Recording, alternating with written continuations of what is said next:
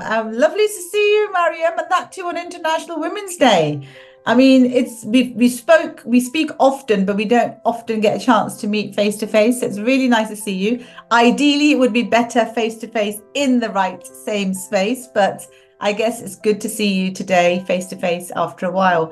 So, Maryum, what we thought today was that we'd want to share some powerful stories of successful women in business.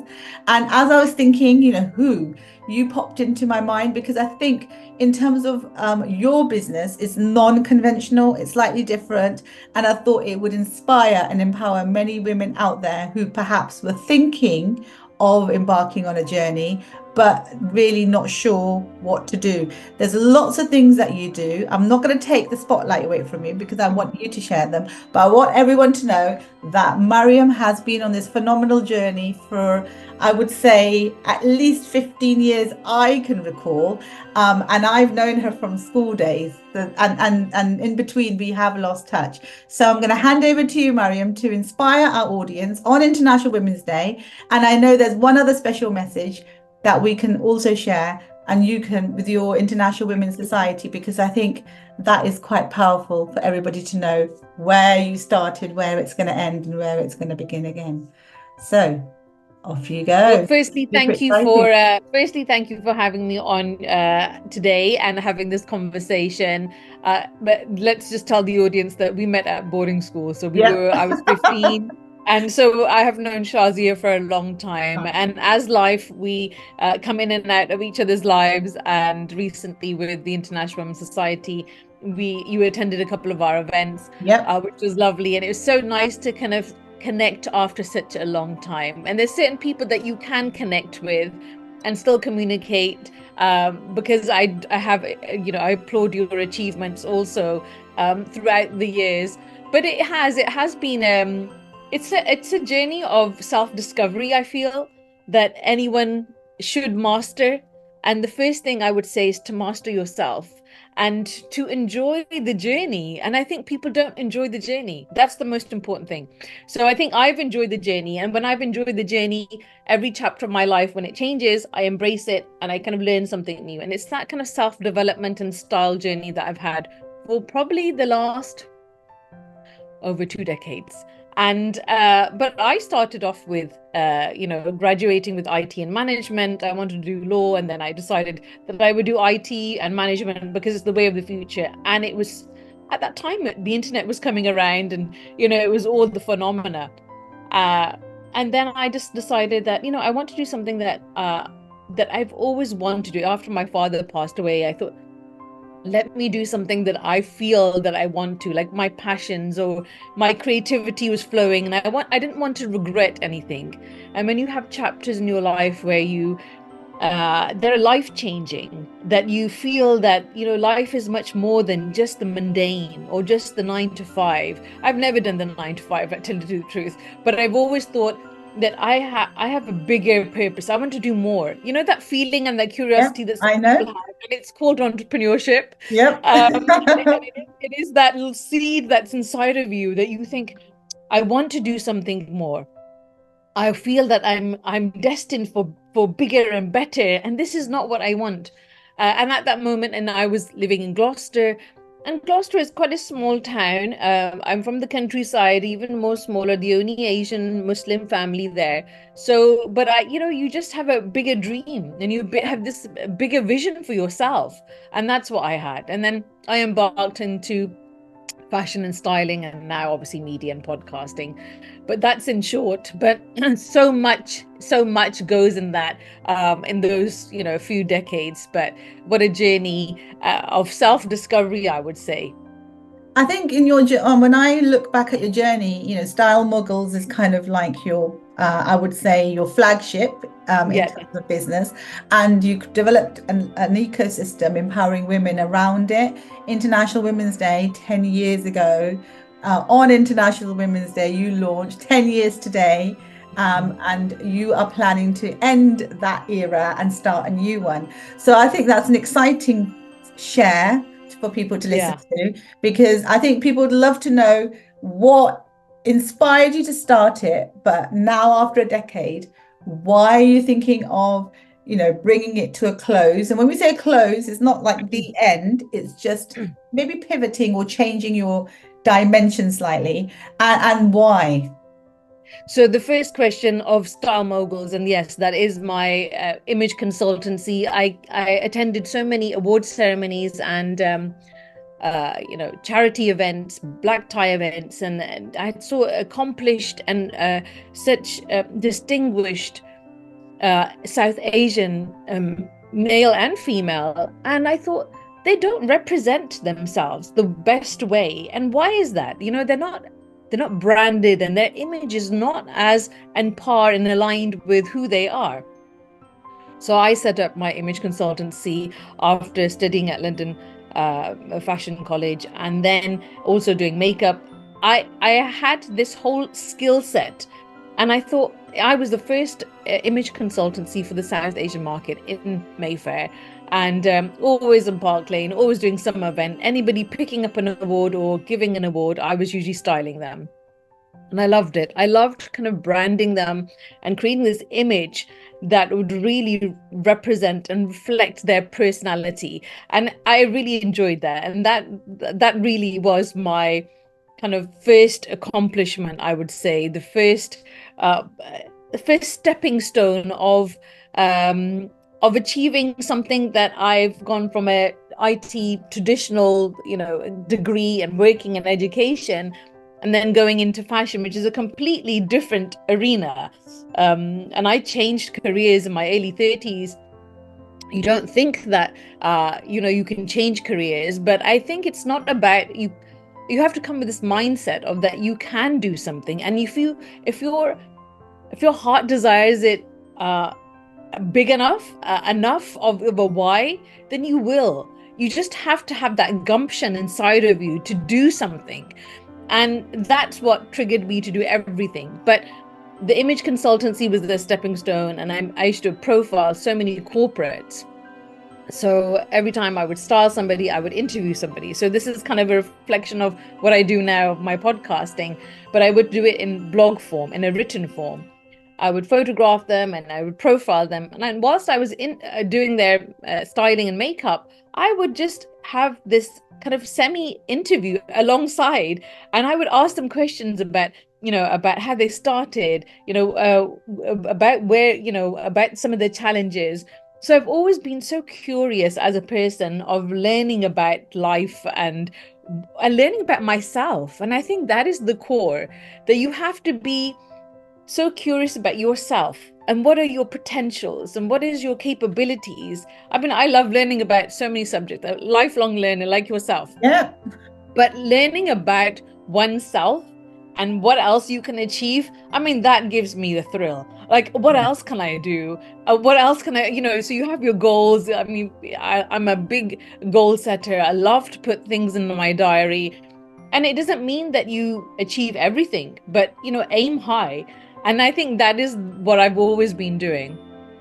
And so when I moved, I think when life changes, your style changes, you evolve. And I think it's not about anything else but a journey of evolving as a person. So when I got married and I moved to Dubai, what had happened was that I didn't know anybody. I moved and I didn't know a soul. And the first year, my mother came to visit, and it was it was February, and March was approaching. She goes, "You love International Women's Day. You're always doing something. Mm-hmm. Why haven't you done something? Why aren't you doing something?" Yeah. And so we started off with 17 ladies in Dubai 10 years ago. Yeah. And we gradually went up to, we'd meet every Saturday, a connection for not just expats who were from England, but it was really a bridging gap of the locals and learning about their culture and traditions, and the expats. And I met some phenomenal women throughout my journey there. And 10 years, and we now, when I left, it was nearly up to 800 women that we had coming in and out of the society. So absolutely brilliant. We moved it here, and then we had COVID, and all those things happened. But sometimes things aren't meant to continue. And I am one of those people that if that was a concept and an idea for Dubai. It worked very well there. And then you have to look at things in different audiences, different tastes, different habits. And that was that. And that was then. And I'm not someone who will always look back and want to probably hold on to things. I'm someone who's future forward. I like moving forward. I was like, what's next? And so the next venture that I have is Ladies High Chai. And it's really about women in tech, women in creative industries, content creators, because we are moving into this next era. Yes. And we are moving into a new, I think life will completely change with AI. So it's really AI focused. It's about content creation. It's about more digital landscapes. And I'm using my IT skills that I was when I was a teacher. Yeah. And just using it and kind of and plowing them into this new venture. And I feel that as women, we get stuck, we get stagnant, we we don't move our energy. And so I've always been taught by my father that, Bete, if you don't move with the times, you're going to get left behind. And so I've always concreted that in my mind, thinking, okay, I'm going to learn something new. I'm going to move with the times. So, and I think one should. You've got to start enjoying yourself, enjoying the journey. And if you're not enjoying your life, I feel that it's not where you're meant to be. Something is not aligned with your personality, your skills, your passions, and you have to kind of match those and do something that is for you. And it's all about creating this new identity. But I do feel that women need their own identity, even if they are married, even if they have children, even if you're a daughter, you're a sister, you're a mother, you're a wife. You have to have your own identity. I used to scream this from the rooftops of like, have your own identity, because I saw it, around me. I've seen it as South Asians, first generation, immigrant, children to immigrants, and you feel that there's a set of a certain narrative that we had to follow. Yeah, you had to do a traditional job, you had to work 9 to 5, and I think it was more about security and stability. But we live in a world where we don't have to have traditional jobs now. We don't have to follow traditions. The creativity is all about thinking outside the box. So I've never been put in that box. Yes, maybe it's our boarding school yeah, we followed a certain tradition, but I think also it depends on oneself. Yes, follow tradition and our Islamic values, but you can still do so much within that realms. Keep modesty, keep your faith, but why not do other things as well? What your heart desires. And you need good people around you, obviously, to support you, to encourage you, because it's very difficult having an idea and everybody around you doesn't share that vision. I do believe that Allah's given you that vision for a certain reason, but it is up to you to really instigate that and go out and kind of learn more about what you want to do. It's just, life is too short. I feel that you have to do as much as you can and prove to yourself. I think it's nothing about anybody else. For me, it's always like, what can I do? Where do I want to be by next year? What do I want to accomplish? And what do I feel like I want to contribute to my society and women around me? I have always had strong women in my family. They're all masters. My halas are all masters. They're educated. So education was a big part of my family. But also having that community there, when my halas had a problem or when they had a difficulty, they would get together like this. And they would be there for them, each other, and they would listen and they would support. And I've just seen that around me. And that's why I think I've always wanted to create that same atmosphere with women, support them, encourage them, celebrate their wins, be there for them. And I feel because I've come from such a big family, when I moved to England, I didn't know anybody. And the same when I went to Dubai. I always create communities, want people to do well, laugh, enjoy life as much, because your learning is much more better when you're enjoying something. And as you were sharing your sort of inspirational story because you've done a lot. There's some key words that I made a note of because I thought I'd Yeah. pick them, and I think they're quite important for perhaps some of the women or even men watching, because one thing I find that people don't do, and I know that you and I do that a lot of, and a lot of successful people in business do that, is invest in themselves. And when we say Yes. invest, when you talk about learning comes with an investment. And when we were speaking on the phone the other day, you categorically said you don't call it cost, you call it No. investment. And some people see it as a cost and will back away from it. So Yeah. I guess my question for this particular point is, why do you think? Because I've never been able to assess why people can't invest in themselves. You are the most important. You're for yourself, that self-love, and for your creation and for your progress, you're Mm. important. So we invest in other things and purchases, but what happens to people when it comes to investing in themselves? What's your perspective on that? I feel also it depends on your values. What do you value yourself? And some people, it's not even about self-love. I feel it's all about value. You're put on this earth, and automatically you are valued because you're here because Allah chooses you to be. You've been created by Allah. That is enough love to start off with. But I feel it's all about when somebody doesn't value you or you don't feel validated, you can't make those decisions.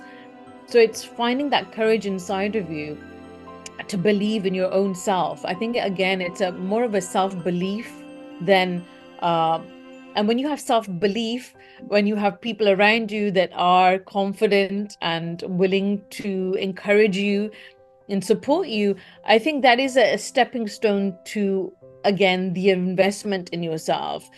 They want you to strive, they want you to win, they want you to do bigger and better, even better than them. I love women who are doing bigger and better. My students and my Absolutely. mentees from my charities, I love what they're doing now. I see them and I'm so happy for them. They say, So don't they, an empowered woman empowers women. And you've just that's given right. a beautiful example of that, rather than sometimes we do see the opposite as well. I've But never seen it that way, and maybe I've never seen it that way. I've always thought about connection and collaboration and help. I've always thought about strength with women rather than any competition, and I think that's just been my mindset. Maybe because I've learned it from my aunties. Maybe I've seen it around me, and it's just osmosis. I've just taken that in, so I've just had that mindset. It's again having the right mindset before absolutely. you even make any decisions, and that creates your self-awareness. What happened with me is when my father passed away, I realized that I don't have brothers and a father, and I don't have family around me here. I've got to do something for myself. Obviously, I spent a couple of months really brewing in my own sadness, and I needed to accept this chapter and this profound human being that I had in my life that gave me such wisdom. But my father was very wise. He actually gave me so many principles of living life that I have applied them in my own life, and I feel that gave me that instigation. But it really is about what you want out of life and having that support system that instigates that seed. I feel that when you invest in yourself, and I can't even remember. I work in style, but I can't even remember the last time I bought myself a nice fancy luxury handbag, because I feel that I can buy 10 handbags if I invest in myself and put it into my own self. I am the biggest asset. I am the biggest reason of creating those other things in my life. But again, it's growth, it's understanding, it's maturity, it's about life, what you want to experience. Still have fun. I still love going out. But Yeah, I think you just have to, once you start investing in yourself, you start learning, you start changing your mindset, you start changing your vision, the way you see the world. And I love styling for changing perceptions, not only about yourself, but how people react to you as well. So it's not a way of just spending money. If you think you're spending money, then you're spending it probably on the wrong thing, or you're still not there, right? Yeah. You're still not in the right mindset to think of what it will achieve. Because I don't think about, oh my God, what am I going to do? How am I going to do it? I think about my end goal. Where am I going to be? How do I see myself? And if you focus on, say, going on holiday, booking your ticket, checking flights, oh my God, I have to pack, oh, I need to buy a new suitcase. You think about all those things beforehand, you're never going to enjoy the fact that you're going to go and spend a week in Maldives enjoying the sunshine and the whatever. But if you focus on the end result, like, can you hear me? I can hear you. It It's just just my the voice device. changed slightly, so I wasn't sure Yeah, if the mic adjusted, yeah, I but don't I know. can hear you. Let me just okay. Let's just, I think maybe it's me moving. Where was I? It's You'll have about to the edit bigger this. picture when you said when you invest in yourself, if you see the bigger picture, No, like so then, if you focus on, you have to edit this. That's how do you know? So if you actually focus on the end, like enjoying yourself, seeing yourself, and I think it's all again vision. I really look at vision and imagery. That's visualization is a big one for me. So yeah, I think about myself in my mind, sitting on the beach in front of in this gorgeous sunshine, beautiful aqua colors, sea, really enjoying myself with family or friends, whoever you want to go with. And you have to instill those feelings and you really get connect. yourself in that place where you're really, enjoying your drinks on the beach and enjoying the sunshine, relaxing, reading a nice book, however you feel. And I feel when you feel those feelings, you're automatically there. And I've just spent like the last 10 seconds in Maldives. But what I'm saying is that if you actually start to create an abundant mindset where you think of abundance rather than scarcity, rather than lack, that's where life changes. Yeah, Think of yourself as that you can do anything. anything. Anything is possible. If you think of how and when and what, you're Yeah, never going to achieve it. Start thinking of abundance and automatically will start and look at opportunities. Something else will come your way and think, oh, actually, I could do this or I could do that, because your brain will create these pathways of opportunities. You will start looking for opportunities instead of looking for lack or disappointment. You will start looking at everything with, oh, wow, a different, fresh set of eyes. I wear glasses and I feel like my vision is super powered. Maybe I can see better than you. That's why I think coaching, we can predict things well before we predict behavior. We've studied psychology. So there's so many things, that aspects that I have learned, NLP coaching, that incorporates in where you are now. But it's a continual journey of growth and development. And you're going to do this for the rest of your life. yeah. Don't think of it as a chore. Think of it as an enjoyment of a just exciting journey that you're on, because who knows, when life is here and when it's taken away. So enjoy this journey, this beautiful experience with in creating this experience with other human beings. I think it's a beautiful experience, and you have to feel that. Yeah, You have yeah. to feel that about yourself. And if you don't, then allow yourself to maybe, if you're not going to invest in yourself, but maybe invest in coaching and good mentors, because they will guide you, they will help you, they will support you. And I feel it's even more important in this stage, Shazia, because the world is so busy. Yeah. First you had parents and you had uncles and aunties around you, or you had people that would advise you, they would help you. But the life now is so busy. It's so no one has time to even see each other. It's But like sending a also, text message and that's it. and Do you yeah, know what I mean? Before you would go around, you would sit in someone's presence and have conversations. People would make time. People, I just don't make time. And I feel you are responsible for your own life. You are responsible of taking action, making your life better for yourself. No one else is going to do it. You have to do it yourself. And this is the hard truth. You have to do it. Nobody else will help you.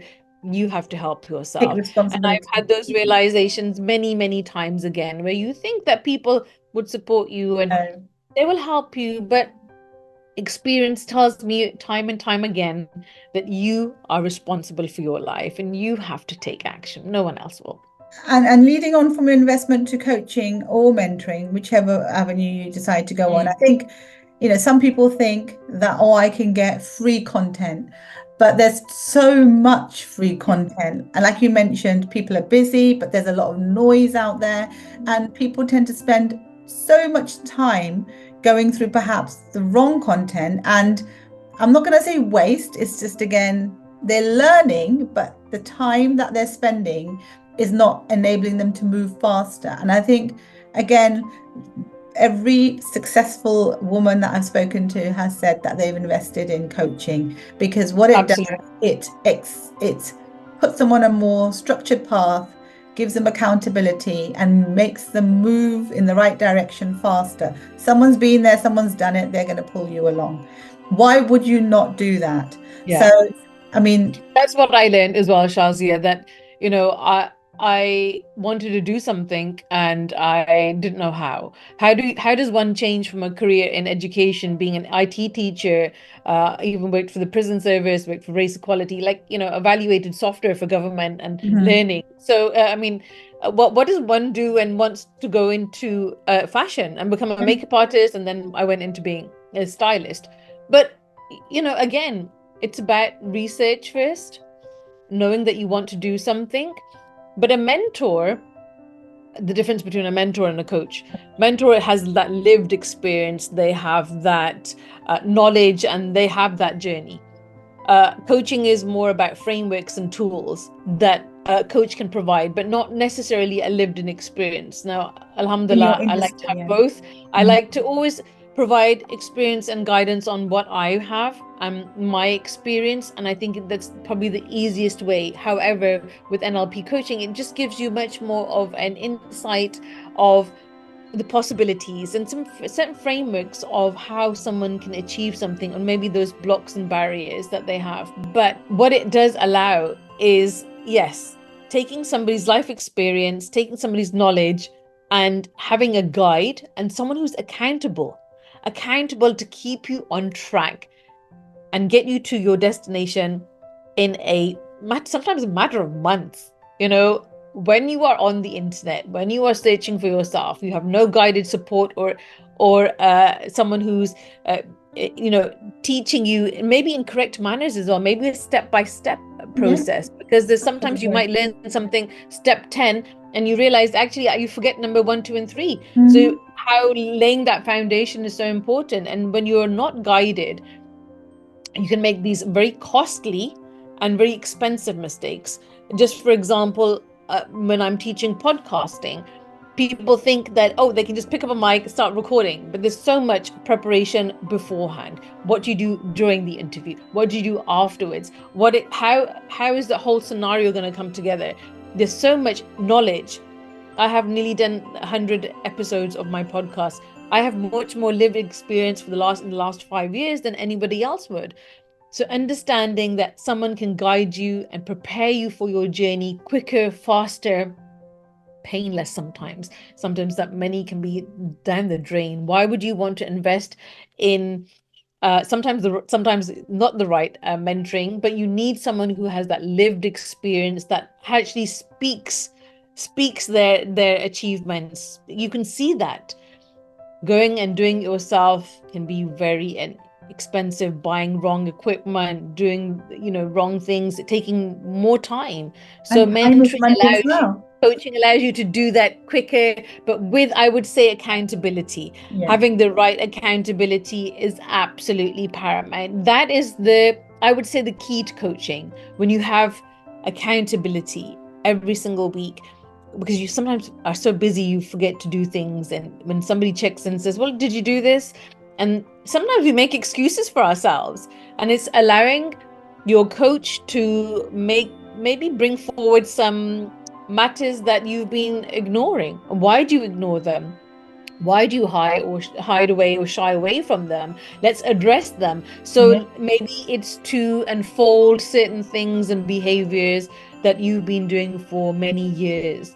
And that coach will allow you then to unfold your challenges and really pull out that full potential of for yourself. And I think that's the beauty of it all, that you see that personal growth, but you see them flourish and accomplish, and that gives you the best satisfaction as a coach. And on that note, you're being coached right now. I don't want to take the spotlight away. So I know it's something that a lot of people think about doing, including myself. Yeah, And it's not, you're never going to have the right time. Like you always said, there's never the right time. You've got to make it happen. And yeah, getting that coach makes it happen. So what are yeah. you being coached about right now that is So tangible and exciting? it Because is I know, exciting. I think again, every year you must put down some goals for yourself. And I think one goal that I put down for myself every year is one big, massive goal that I think, okay, this is the year that I'm going to do this. yeah, And I have this bucket list and I'd like tick off everything. And I've been wanting to do this for a few years and the time was never right. I did NLP coaching last year. Even though I'm a coach and mentor, I wanted to upgrade myself. This year, I decided to write my books because I have like nearly 3 decades of experience from career change to fashion to media now, and I've decided to write my book, and I have and she is phenomenal. Uh, it's can you hear fine. me? Yeah. Okay. So I have now a coach, and I did some research. I've known this coach for a while. Her name is Shah, and phenomenal entrepreneur, and has written several books herself. And you have to learn from the best. You have to invest in getting somebody to give you that framework, that knowledge, the right way of doing it. There's always the way. There's so many ways of doing success, right? There's so many Yeah. paths to success, but some can take you longer. And you really have to have a right. I think I would like to probably list a number of mentors and coaches maybe in the future that people can go to, because that are like, when I said that I'm working with Shah, you said, "Oh wow!" Like, I didn't know that you were working with her. And like, And next also time I because write I my book, also am inspired by yeah, Sharon Osmond, and I have attended some of her live events as well. And yeah, the book option, if you like, or the offering that she put out, it crossed my desk as well. But there was so much happening. But when you shared with me that you're on that journey, it validated it. So even if and there you was know what? that Yeah, slight apprehension, you were able to validate it. And I think it's because of the connection you have with the people around you that you yes, trust and you believe in. It yeah, takes away that now, next time I know that it's a no-brainer. It's that 5-second decision, as Mel Robbins yeah, says, rather than overthinking and making it not happen. It's more yeah. making it happen. I think what happens is that when you so when you follow somebody, but then I kind of met her at the London Stock Exchange. She invited me to one of the events, and it was absolutely amazing. And I always knew that I was going to work with her, but it wasn't. Again, it's about timing. But Yeah. you have to make that timing, and you have to put that forward. You have to make time for yourself. And as women, I would feel that we put everyone first. Everyone's on that top of the priority list. And where are you? You should be number one in your list. You are number one in your life. And I don't think that many people do. As caregivers, as I'm a carer for my mom, people have children, have families and responsibilities. I think we sometimes let time pass so quickly and years go by, and we forget about our own dreams, our own aspirations.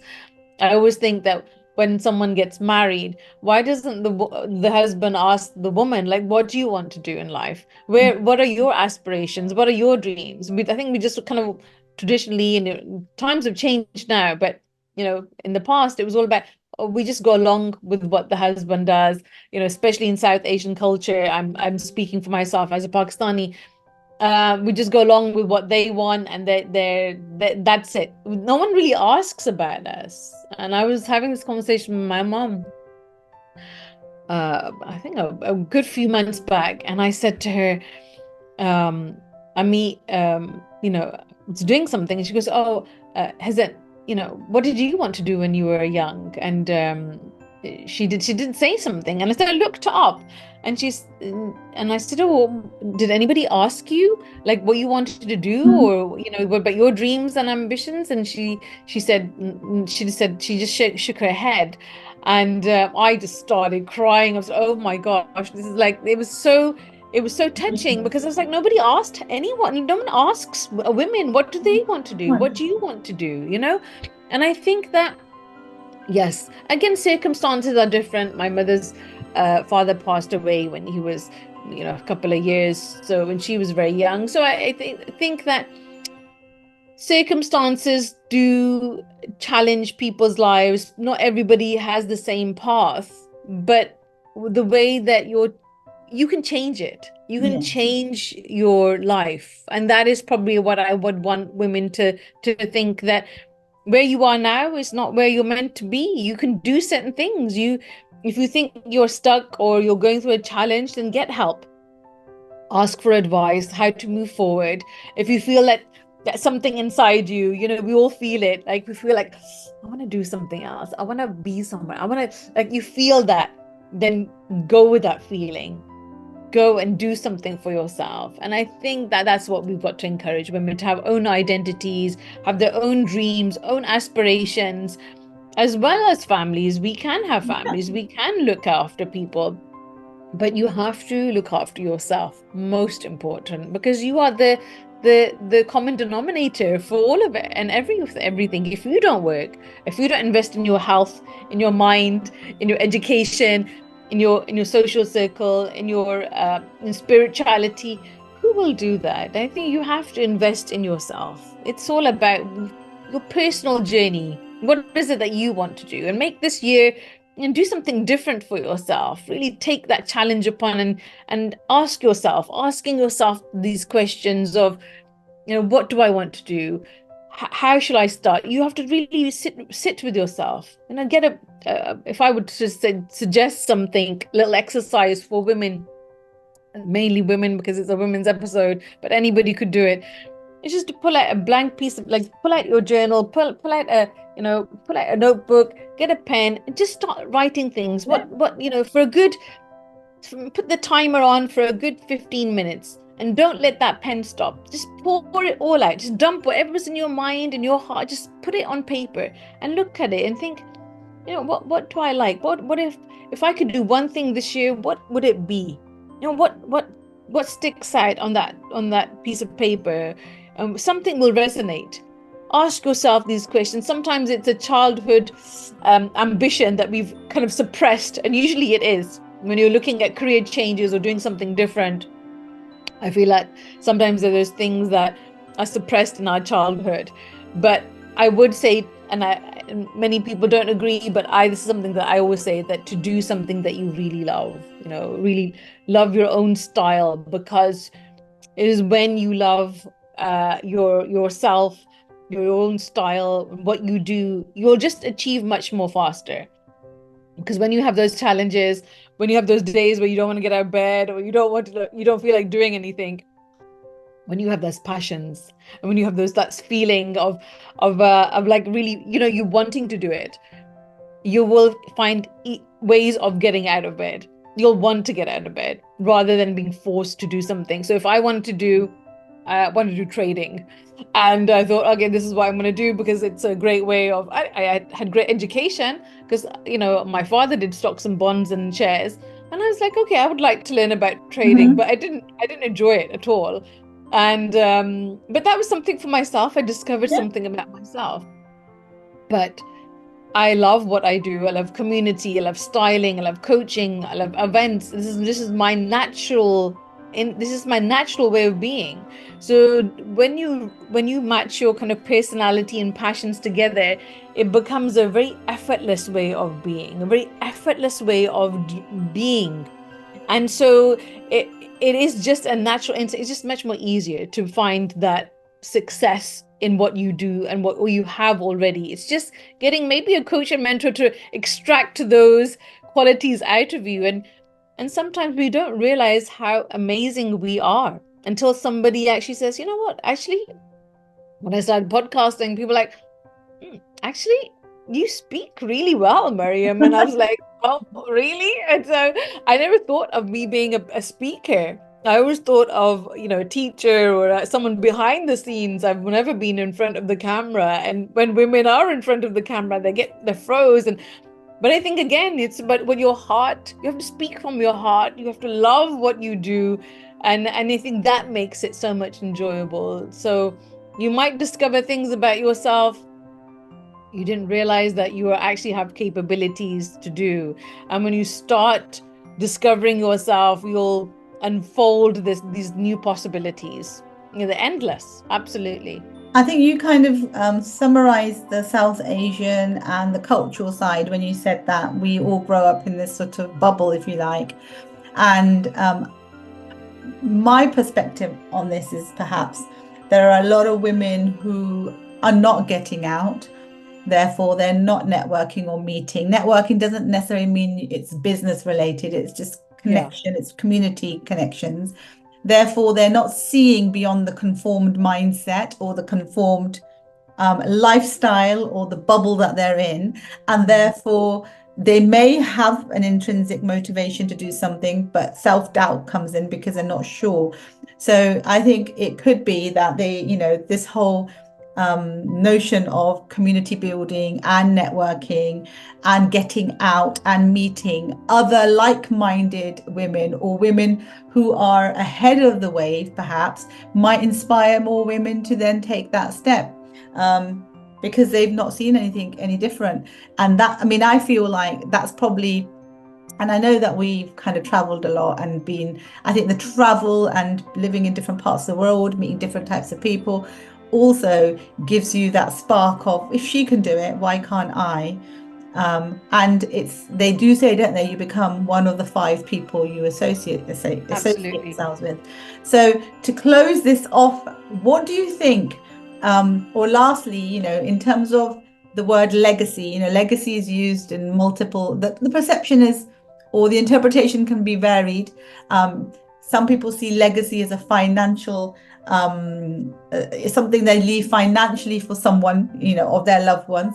Some see it as a message, or that they can share, and that can be left behind. Some see it as creating something which is perhaps more, like schools or a mosque, or I mean, it can be anything really. So in your view, what legacy do you hope or would like to leave through the work that you do and the accomplishments that you've achieved? So I believe that everything starts with a conversation. But I do feel that when you look at legacy as like a final destination, sometimes it seems like hard to fathom. And for me to put it into a box, again, creativity is outside the box. Never thought of it, just putting a label on even legacy. I would say my personal legacy would be that I would like to have left every person that I speak with in a more positive, happier place. I'd rather like to touch their hearts and make them feel that they are valued, they're seen, and not having to maybe fight for a seat at the table, but to say you're welcomed at this table and you're appreciated at this table, and to feel that everyone is inclusive, because it was all about being inclusive for this year and the theme of International Women's Day.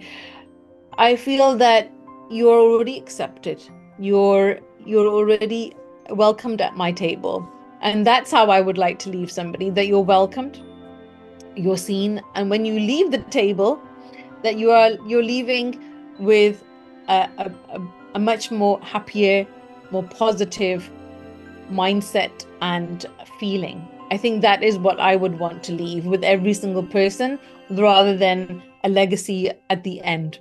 I feel like a legacy is in every conversation. I love that. Every... The fact that you said it's with every conversation, and that impact is more, it's not specific to something. It's just making that mark, adding that value to everybody's. Yeah, adding value. Exactly. I just want to leave somebody in a better place than when they came to me. I feel that if I can just help them see, change their perception, maybe improve their style, improve their confidence, and just leave them in that happier place. So I feel like legacy is every conversation rather than just one achievement or a couple of achievements or awards at the end of life. I feel it's every conversation. And that isn't that a beautiful end because to this conversation, because when you speak to different people, everybody has a different perception, and everybody who will listen to us will also have a different mindset, different perception, and we just don't know whose heart we're going to touch and the impact that it could have on somebody. And you never know, you may have someone reach out to you. Maryum, I've heard you speak and you touched my heart, and can we connect? Because that's, as you mentioned, that conversation Absolutely. is Absolutely. and And I that's think it is. It's all about encouraging women and creating that community, especially as South Asians. I feel like we're ambassadors for everyone to connect, to collaborate, to do bigger and better. I mean, we are skilled, we are talented women individuals. You just don't know it, yeah, And even if you do, then and you're not. the platform that I was the platform that I'm excited to launch on International Women's Day is EmpowHer, and one of the taglines is to connect, collaborate, and empower success. So as we said right at the start, an empowered woman will empower women, and you've made that quite clear in your final statement, that you want to empower everybody that you talk to, and I think that's a beautiful message to close on. And we could carry on talking and probably will carry on Absolutely. talking Absolutely. Maybe we could do post a this part two. conversation as well, because that's Yeah, what we do. absolutely. But I think we've had a lovely conversation about how to work with each other. I think the women watching out there, just connect. Mariam's going to be building another community. She'll be putting out content about what she's building. Obviously, those who know me know that I'm doing things, and we both are the type of people who do multiple things. So we want everybody to have Absolutely. And people say like, you have to choose your niche. You like, yeah. what do you do? I feel like, yes, start off with one thing and start creating. I love content creation. I feel like life is one creation. And some people find it so hard to as business owners or individuals to talk about life. But look, as women, we can effortlessly talk and have a conversation. And that's your starting point, to have that conversation and learn about yourself. So give that time, invest that time, and have those conversations, because you don't know what conversation could Exactly where it leads. Absolutely. Inshallah, you never know Thank where you it so leads. very much, Maryum. And I'm really excited to come to one of your events. I'm sure there's a couple coming up. I think there's one coming up this weekend, and your high chais are happening all the time. The only Yes, drawback I have is where I live, but you know what? There's no excuse, so we absolutely. I will mean, connect. we definitely want to create more of a digital community as well, because it is worldwide. However, the live events are, there's an energy and there's some great networking in that. So, yeah. Thank you very Thank you much. so much, Shazia. Thank Thank you. you. Take Thanks for care. having me. Have a lovely, lovely day, and we'll Thank connect you. again soon.